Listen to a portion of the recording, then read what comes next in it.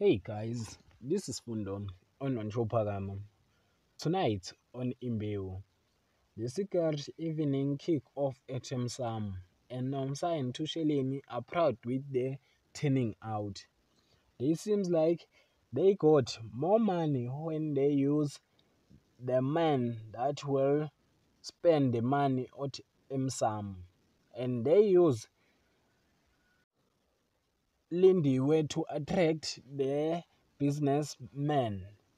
And Kulego tell Lindiwe that Tusheleni and Nomsa they blacklist her about begging men with money to come on the Sika evening.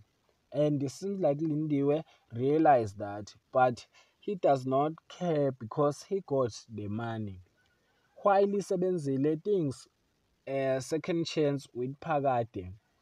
Pagade and Mazulu goes to visit Zetulele, and Mazulu come back with Pagade on Pagade house and spend the night with Pagade. That is for tonight. Thanks for watching. Don't forget to like and comment and subscribe. Therefore, thanks.